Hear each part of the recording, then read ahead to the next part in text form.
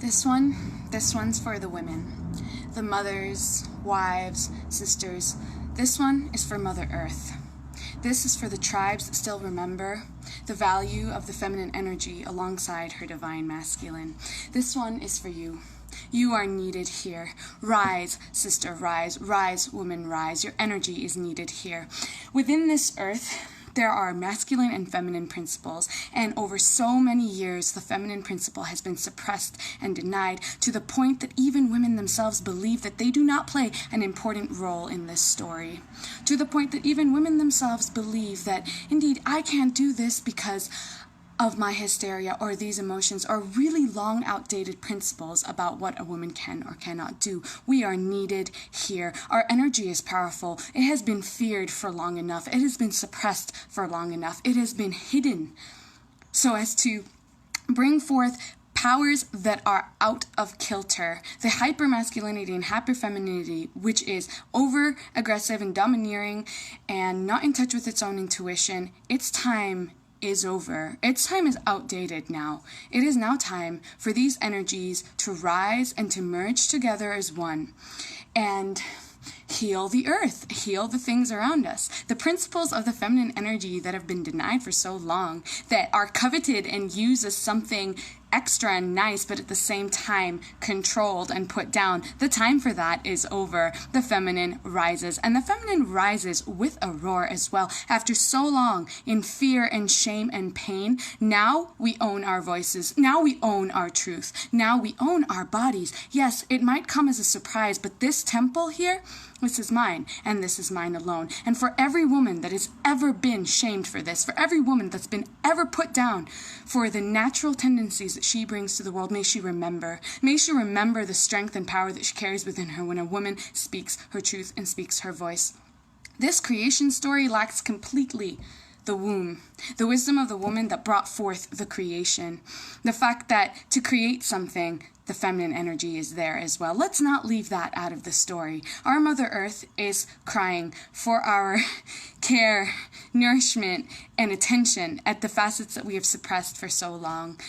Now, there might be so many different aspects that make it difficult for us to own this power again, because there is fear. Because in the past, when we have spoken these aspects from within ourselves, our intuition, our channeling, our receptivity, our love, it has been taken as witchcraft. It has been taken as something that is misunderstood, slandered, and we were burned for the truth. And I am here to tell you that we rise, and you cannot do anything to stop it. It is rising in each and every single one of us. May every woman awaken from the spell that she has been put under, to think that a mother or brother or father or anyone outside of herself can dictate how she lives her life and what she does. The fact that we walk around with blindfolds, blind to the things that are happening around us, and that if we just take our power back and speak our truth into the world, medical bias is a thing, and I posted a link about it by John Oliver, and I thought it was really interesting because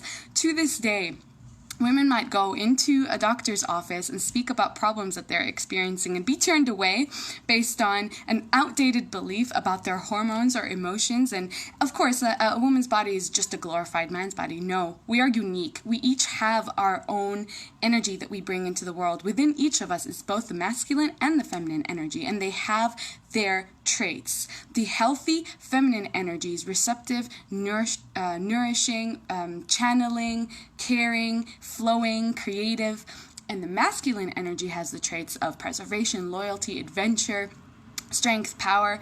These things, when in healthy terms, we can bring so much into this world and take care of the things around us. We are the stewards of nature. We channel and receive it, and we also care for it. And there's also the concept that when these energies are out of kilter, we experience the hyper masculine and hyper feminine, and the wounded masculine and wounded feminine. The hyper ones are very aggressive, domineering, in your face, controlling, assertive, narcissistic energies. And that is how most of the world operates currently, from a toxic masculinity perspective, where things are cut off from their own intuition and empathy, far too much logical use. And at the same time, you have the wounded masculine and feminine, which is weak, passive, submissive, accepts abuse, gets into addictions, things like that. We must speak our truths. We must speak our truths into this world. We are all valued and valid. What you bring to this world is immeasurably beautiful, and only if you would remember who you are and what you came here to do, to care for ourselves, heal within your body, heal your entire generational line. Even though these curses have been passed on for so long, they end here. They end here. This is the portal now from which no longer will any of these energies pass through that enslave us, that take away our power.